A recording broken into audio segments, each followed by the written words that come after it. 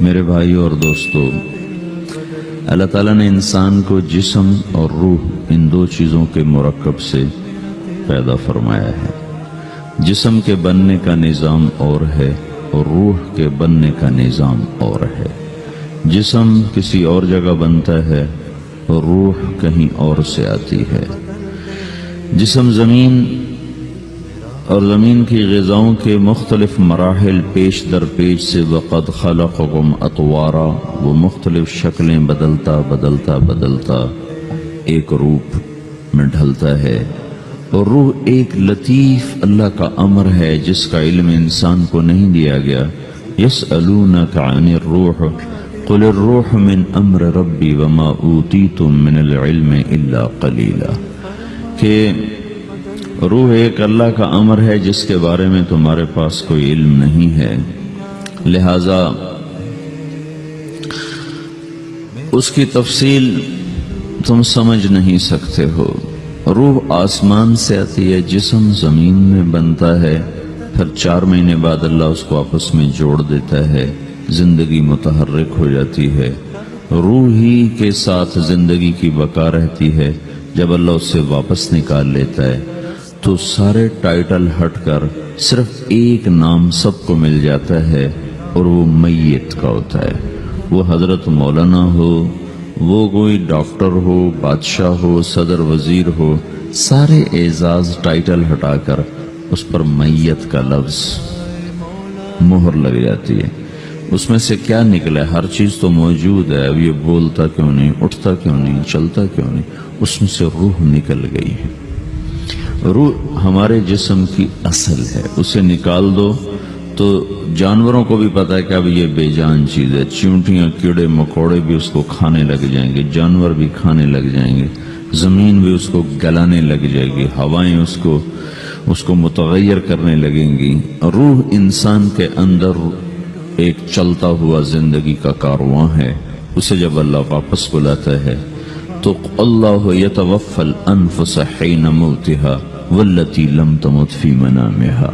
موت کیا چیز ہے؟ اس کے 200 جواب ہیں سائنس کی کتابوں میں، اور 200 جواب بذات خود بتا رہے ہیں کہ یہ ایک جواب بھی ٹھیک نہیں ہے، اور قرآن ایک جواب دیتا ہے اور وہی حرف آخر ہے، قل یتوفاکم ملک الموت اللہ یتوفی الانفس حین موتها۔ اللہ ہے جو تمہاری روحوں کو موت کے وقت کھینچ لیتا ہے، تمہارے جسم سے نکال لیتا ہے۔ تو میرے بھائیوں، موت کے وقت انسان 2 کیفیت میں ہوتا ہے۔ کچھ لوگوں کی روح ایسی نکل رہی ہوتی ہے کہ ان کے رگ رگ میں وہ پھنس رہی ہوتی ہے۔ وَلَوْ تَرَى اِذْ يَتَوَفَّى الَّذِينَ كَفَرُوا الْمَلَائِكَةُ يَضْرِبُونَ وُجُوهَهُمْ وَأَدْبَارَهُمْ، کاش تم دیکھ سکتے وہ منظر جب اللہ کے فرشتے نافرمانوں کی روح کو نکال رہے ہوتے ہیں تو ان کے منہ پہ بھی مارتے ہیں، ان کی کمر پر بھی مارتے ہیں۔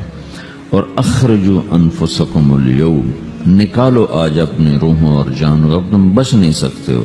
وہ پیچھے ہٹنا چاہتے ہیں، رب ارجعون، مجھے واپس کر دے تھوڑی دیر کے لیے، لعلی اعمل صالحا، اب میں پورا ٹھیک مسلمان بن کے چلوں گا۔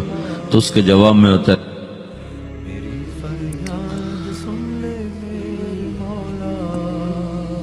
اور حدیث پاک میں آتا ہے کہ ملک الموت اترتا ہے، اس کے ساتھ 4 فرشتے ہوتے ہیں۔ وہ 4 فرشتے آتے ہیں، اس کی پٹائی شروع کر دیتے ہیں۔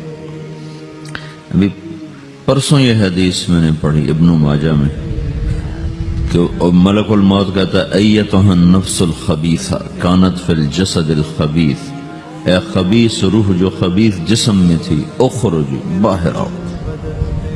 اب وہ واپس تو ہو نہیں سکتا، اپنے آپ کو روک تو سکتا نہیں، تو وہ حیران پریشان خوف زدہ، تو اس کے جواب میں اس کو ملک الموت کہتا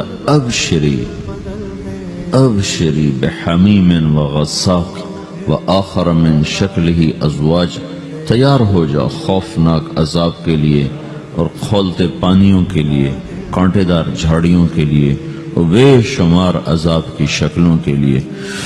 تو اس کی روح کو جب کھینچتے ہیں تو رگ رگ سے وہ کٹ کٹ کے نکلتی ہے، تو سارا وجود زیر و زبر ہوتا ہے، سکرات کا درد ساری دنیا کے دردوں پر حاوی ہے۔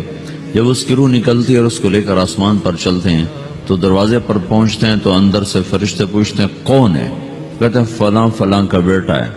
کا نفس خبیثہ فی الجسد الخبیث، یہ تو وہی بدماش ہے جو بدماش جسم میں تھا، یہ وہ بدبخت روح ہے جو بدبخت جسم میں تھی، اس کے لیے آسمان کے دروازے نہیں کھل سکتے، اسے واپس کر دیا جائے۔ تو آسمان کے دروازے لا تفتح لهم ابواب السماء ولا يدخلون الجنة حتى يلج الجمل في سم الخياط، کہ ان کے لیے آسمان کے دروازے نہیں کھلیں گے اور ان کے لیے جنت کے دروازے نہیں کھلیں گے، پھر یہ وہاں سے نیچے گرائے جاتے ہیں جو اللہ کا قید خانہ ہے سجین۔ وما ادراک ما سجین کتاب مرقوم، وہ تمہیں خبر نہیں کہ وہ کیا خوفناک قید خانہ ہے جو اللہ تعالیٰ نے بنایا ہے، اسے وہاں دھکیل دیا جاتا ہے۔ پھر قیامت تک اس کے لیے انتظار کی گھڑیاں ہیں اور عذاب کی شدت ہے۔ اور جب کوئی نیک آدمی اللہ تعالیٰ کے دربار میں جانے کا اس کا وقت آتا ہے تو اللہ تبارک و تعالیٰ فرماتے ہیں ان الذین قالوا ربنا اللہ ثم استقاموا تتنزل علیہم الملائکۃ الا تخافوا ولا تحزنوا وابشروا بالجنة التي كنتم توعدون نحن اولیاؤکم فی الحیاة الدنیا وفی الآخرة ولکم فیہا ما تشتہی انفسکم ولکم فیہا ما تدعون نزل من غفور الرحیم۔ جب کوئی نیک مرد عورت کے جانے کا وقت آتا ہے تو اس کے لیے بھی فرشتے آتے ہیں اور آ کر اس کو خوشخبری دیتے ہیں اور آ کر اس کو تسلی دیتے ہیں کہ آپ غم نہ کریں، پیچھے والے بھی آپ کو مل جائیں گے، آپ خوف نہ کریں، آگے ساری منزلیں آپ کے لیے آسان ہیں، آپ کے لیے جنت بھی تیار ہے، رب بھی مہربان ہے۔ اور حدیث پاک میں آتا ہے کہ ملک الموت اور 4 فرشتے آتے ہیں، وہ 4 فرشتے اس کو سہلاتے ہیں، دباتے ہیں کہ موت کا درد اسے محسوس نہ ہو، اور ملک الموت فرماتے ہیں ایتھا النفس الحمیدہ کانت فی الجسد الحمید اخرجی، اے نیک روح جو نیک جسم میں تھی باہر آؤ، کیا کرو؟ وَأَبْشِرِي بِرَوْحٍ وَرَيْحَانٍ وَرَبٍّ رَاضٍ عَنْكِ غَيْرِ غَضْبَانٍ، آپ کو بشارت ہو آپ کے لیے جنت تیار ہو چکی ہے اور وہاں کی ساری نعمتیں آپ کے لیے میسر ہو چکی ہیں اور اللہ آپ پہ راضی ہو چکا ہے اور اللہ آپ پہ خوش ہو چکا ہے۔ اس پر اس کی روح کو نکالا جاتا ہے، پھر سارے فرشتے اس کو استقبال کے ساتھ جب آسمان پر لے جاتے ہیں تو اندر سے پوچھتے ہیں کون ہے؟ کہ فلاں فلاں کا بیٹا، فلاں فلاں کی بیٹی۔ کہتے ہیں نفس حمیدہ فی جسد حمید، یہ تو نیک روح تھی جو نیک جسم میں تھی، مرحبا بہی، اس کو ہم سب استقبال کس کا کرتے ہیں، اور ایک دم آسمان کے دروازے کھلتے ہیں، پھر وہ پہلا، دوسرا، تیسرا، چوتھا سارے آسمان پار کرتا ہوا اللہ پاک کے عرش کے نیچے کے جا کر، مرد ہے یا عورت، وہاں جا کر سجدے میں سر رکھتا ہے اور اللہ تعالیٰ فرماتے ہیں ہاں اس نے ہمیں خوش کیا، ہم اسے خوش کریں گے، اور اس کو عافیت کے ساتھ وہاں آسمان میں، پہلے آسمان سے لے کر اللہ کے عرش تک یہ سب ویٹنگ روم بنے ہوئے جہاں اللہ اپنے اپنے درجات کے مطابق جنت والوں کو ٹھہراتا ہے، اور وہ انتظار گاہ ہے اور وقت ختم ہو جاتا ہے، لہذا انتظار کی جو تکلیف ہے وہ بھی ختم ہو جاتی ہے۔ وقت ختم تو انتظار کا احساس ختم اور ٹائم کے گزرنے کا احساس ختم۔ تو جیسے اصحاب کہف کو اللہ نے غار میں داخل کر کے تو غار کے اندر سے وقت کو نکال کے باہر پھینک دیا، باہر 300 سال گزرے، اندر آدھا ہی دن گزرا تھا۔ وہ جب اٹھے ہیں تو وہ 25 برس کا نوجوان 325 سال کا ہو کے نہیں اٹھا، وہ 25 سال کی عمر میں اٹھا ہے، نہ ناخن بڑا ہے، نہ مونچھیں بڑی ہیں، نہ ان کی داڑیاں لمبی ہوئی ہیں، چونکہ تو زندہ تھے، مر نہیں گئے تھے، تو زندہ کے تو بال بھی بڑھتے ہیں، ناخن بھی بڑھتے ہیں، لیکن وہ اس طرح اٹھے کہ 300 برس گزر گئے اور 25 برس کا نوجوان 25 سال کی عمر میں اٹھا ہے، 20 برس کا 20 برس کی عمر میں اٹھا ہے، اور وہ کہنے لگے کم لبثنا، بھائی کتنا ٹھہرے ہیں؟ کہ یومن او بعد یومن، لگتا ہے کوئی دن، آدھا دن ٹھہرے ہیں۔ وہ صحیح کہہ رہے تھے، باہر اللہ تعالیٰ نے وقت کی گھڑی کو چلائے رکھا اور اندر غار میں اس کو سوئچ آف کر دیا، نکال دیا، یہاں وقت کو داخل نہیں ہونے دیا، تو وقت کے گزرنے سے جو بھی اثرات مرتب ہوتے ہیں وہ ان پر مرتب نہیں ہوئے، تو وہ آدھے ہی دن کے بعد اٹھے ہیں، باہر 300 سال، اندر آدھا دن. یہی کچھ اللہ تبارک و تعالی برزخ میں کر دیتا ہے، وقت کو ختم کر دیتا ہے، گزرنے کا احساس نہیں ہوتا ہے. تو اس طرح میرے عزیزو، یہ دو موتیں ہر انسان دیکھتا ہے. جب وہ جنت کے فرشتوں کا استقبال دیکھتا ہے یا جہنم کے فرشتوں کی مار اور پٹائی کو سہتا ہے. رابعہ بصری رحمت اللہ علیہ کا انتقال ہونے لگا تو انہوں نے رات کو فوت ہوئی، تو انہوں نے اپنی خادمہ کو بلا کے فرمایا کہ کسی کو بتانا نہیں، جب میں مر جاؤں تو پڑوس میں 2-4 کو بلا کر نا میرا جنازہ پڑھوا دینا، اور جس کرتے میں تہجد پڑھتی تھی وہی میرا کفن بنا دینا، اور صبح بے شک لوگوں کو بتا دینا، میرے مرنے کے بعد میری میت کو رکھنا نہیں، فوراً دبا دینا. تو جب ان کا انتقال ہوا تو انہوں نے پڑوس کے 2-4-10-20 آدمی بلائے اور ان کو تدفین تجہیز سب کچھ ہو گئی. صبح شور مچا کہ وہ رابعہ بصری کا انتقال ہو گیا. تو اگلے دن وہ خواب میں اس خادمہ کو ملی اور کہا بیٹی تیری بڑی مہربانی، تو نے میری وصیت کے مطابق عمل کیا. اس نے دیکھا کہ انہوں نے ایک خوبصورت سبز لباس پہنا ہوا ہے. تو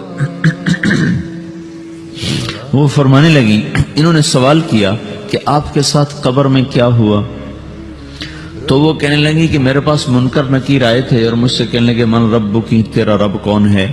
تو میں نے کہا سبحان اللہ، 40 برس جس کو میں نہ بھولا سکی اس کو 4 ہاتھ زمین میں آ کے میں بھول جاؤں گی. ان کا 42 برس کی عمر میں انتقال ہوا.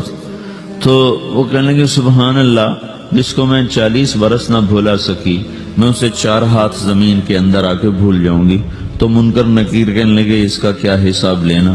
پھر انہوں نے پوچھا کہ وہ آپ کا وہ کرتا کہاں گیا تہجد والا جس میں آپ کو کفن دیا تھا؟ کہ وہ اللہ نے مجھ سے لے لیا ہے اور میرے اعمال کے خزانے میں رکھ دیا ہے. قیامت کے دن میرا وہ کرتا بھی میرے ترازو میں تولا جائے گا اور مجھے یہ لباس پہنایا ہے جو جنت کا لباس ہے. یہ بھی ایک موت ہے. اس طرح بھی لوگ مرتے ہیں. اور دوسری بھی ایک موت ہے. ہمارے علاقے کی بتا رہا ہوں، اپنے علاقے کی. ایک زمیندار مر گیا، اس کی قبر کھودی، ساری بچھوؤں سے بھری ہو، ایسے جیسے چیونٹیاں پھر رہی ہوتی. تو انہیں وہ بند کر کے دوسری کھودی، ساری بچھوؤں سے بھری ہوئی. پھر وہ بند کر کے تیسری کھودی، ساری بچھوؤں سے بھری ہوئی. قبرستان میں اتنے بچھو کہاں سے آ گئے؟ یہ زمین کے بچھو نہیں ہے، یہ آخرت کی بلائیں ہیں جس کے ساتھ اب اس سے قیامت تک رہنا ہے اور گزارا کرنا ہے. تو یہ 2 طرح کی موتیں روزانہ لوگ مرتے ہیں، روزانہ لوگ مرتے ہیں. جب نماز کا وقت ہوتا ہے ملک الموت ساری دنیا کا چکر لگاتا ہے اور دیکھتا ہے کون پڑھ رہا ہے کون نہیں پڑھ رہا، کون پڑھ رہا ہے کون نہیں پڑھ رہا. جو نماز کی پابندی کرتا ہے اس کی موت آسانی سے ہوتی. جو نماز میں غفلت کرتا ہے اس کے ساتھ موت کے وقت شدت اور سختی اختیار کی جاتی. تو بھائیو، یہ ایک جسم ہے، ایک روح ہے. روح باقی رہنے والی چیز ہے، جسم مٹ جاتا ہے، پھر اللہ سے قیامت کے دن نیا جسم عطا فرمائے گا، ایک نیا جسم دیا جائے گا. روح وہی ہے جو اللہ کے خزانوں میں جمع ہو جاتی ہے. نافرمان کی سیاہ کالی روح ہوتی ہے، فرما بردار کی روشن چمکدار روح ہوتی ہے. تو اللہ نے کچھ تقاضے جسم کے رکھے ہیں اور کچھ روح کے رکھے ہیں. جسم کے تقاضے پورے نہ کرو تو یہ پریشان ہو جاتا ہے، روح کے تقاضے پورے نہ کرو تو یہ پریشان ہو جاتی. روح کی پریشانی جسم سے زیادہ ہے، چونکہ روح کی طاقت جسم سے زیادہ ہے. جسم مٹی سے بنا ہے، اس کی غذا بھی مٹی سے نکلتی ہے. روح آسمان سے ہے، اس کی غذا بھی آسمان سے ہے. روح کا تعلق جب تک اللہ سے نہیں جڑتا اس سے بھوک اور پیاس لگتی رہتی ہے. جسم کو جب تک روٹی اور پانی نہ ملے یہ تڑپتا اور پریشان رہتا ہے. جیسے اللہ تعالیٰ نے ہمارے جسم میں روٹی اور پانی کی طلب کو بے ساختہ رکھ دیا ہے. میں بیان کے دوران بھی پانی پی رہا ہوں، آپ دیکھ رہے ہیں کہ میرا حلق سوکھ جاتا ہے، مجھے طلب محسوس ہوتی ہے پانی. حلق سوکھتا ہے پانی کی طرف بھاگتے ہیں، بھوک لگتی ہم روٹی کی طرف بھاگتے ہیں. یہ ایک ایسا اندر میں آٹومیٹک سسٹم ہے کہ ہم اس کو آف نہیں کر سکتے. یہ سوتے سوتے بھی بھوک کی وجہ سے آنکھ کھل جاتی، سوتے سوتے پیاس کی وجہ سے آنکھ کھل جاتی ہے. یہ ایسا خود اللہ تعالیٰ نے ساختہ نظام بنایا ہے کہ آپ اپنے جسم میں روٹی اور پانی کی طلب کو نہیں نکال سکتے. میرے عزیزو، ٹھیک اسی طرح اللہ نے انسانی روح میں اپنی طلب رکھ دی ہے. اور اپنے رسول کی طلب رکھ دی ہے۔ یہ دو طلب ایسی ہیں کہ یہ آپ کے جسم روح سے نکل نہیں سکتی۔ جیسے بھوکا روٹی نہ کھا لے، پیاسا پانی نہ پی لے، اسے چین نہیں آ سکتا، وہ روح جو اللہ اور اس کے رسول سے نا آشنا ہے، جب تک وہ وہاں تک پہنچ نہیں جاتی اسے چین نہیں آ سکتا، اس کا اندر پریشان رہے گا۔